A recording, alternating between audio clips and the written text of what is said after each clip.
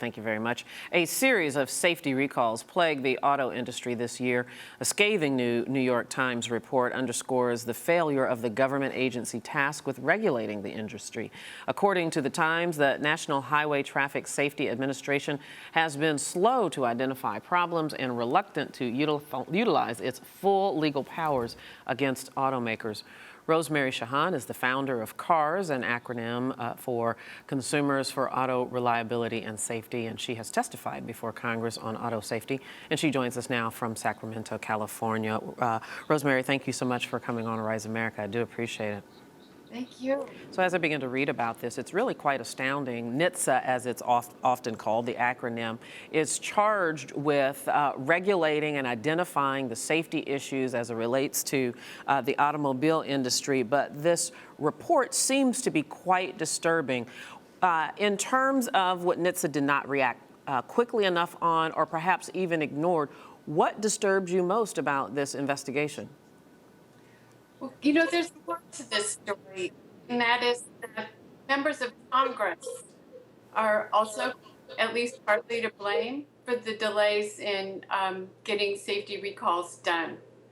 And there have been members of Congress who are very closely allied to the auto industry, who are from Michigan, who pressured the agency, intimidated it, starved it for funds, and kept it from doing its job as effectively as was really needed to get the unsafe cars off the road. I think one of the instances that you're making inference to is the fact that John Dingell is married to former lobbyist and GM executive Debbie Dingell. How does something like that even happen in the first place? Well, a lot of people have been asking that for a number of years. And, you know, John Dingell delayed progress on safety improvements to cars. And it was like anything that would cost the auto industry money, he was opposed to it. He delayed airbags for many years, for instance. And he was notorious for calling in heads of agencies and threatening to cut their budgets even more if they didn't back off. Rosemary, how powerful is the automobile lobby in the nation's capital? You know, so often legislation does not get passed as it relates to gun reform or gun control because of the powerful lobby. Is that what we're up against in this situation? Yes, we are. And it's very concerning because when you look at what's happening now, it's a lot like what happened with Toyota, where there were headlines and there was legislation introduced, and yet there was nothing that happened in Congress. And there was one Republican senator who blocked the legislation in the wake of the Toyota recall. And similar things are happening now where Democrats in the Senate have proposed legislation to strengthen the ability of the National Highway Traffic Safety Administration to get safety recalls done sooner. But there so far isn't even a bill that's been introduced in the House where the Republicans have control, and that's very concerning. Do you think this might in some way trigger some sort of investigation on the federal level, maybe an inspector general appointed to look into this?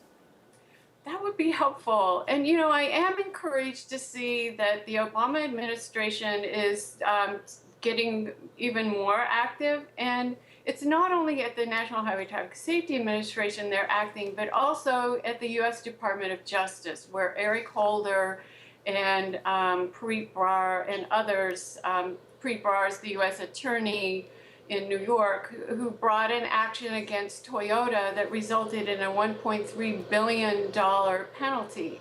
And that really gets the industry's attention even more than NHTSA. You know, the maximum amount that NHTSA can assess as a penalty is $35 million.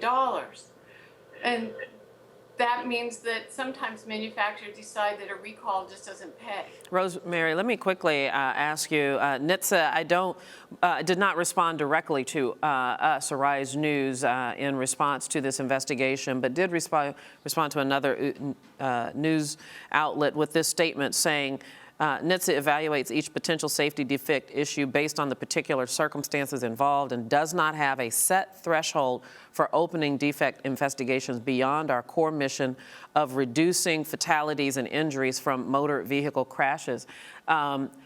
First of all, how does this statement hit you? And does this mean that there is some core problem in what NHTSA's actual responsibility should be? Well, I think their statement is true and it's accurate. It's been my experience over the decades that sometimes NHTSA will respond and pressure a manufacturer to perform a safety recall in response to one complaint, or sometimes even no complaints if they're aware that there's a safety defect. But those tend to be recalls where there are smaller numbers of vehicles involved and they don't get as much political pushback. The problem has been more when it's millions of cars, when the manufacturer made the same mistake millions and millions of times, and then it's very costly to do the recall. Then the manufacturers go running to Capitol Hill, and they get, administrations that may share their view, and, be beholden to them to pressure the agency to back off. All right, we'll leave it right there for now. Rosemary Shahan, thank you so much for being with us. Thank you very much. And you're watching Arise America.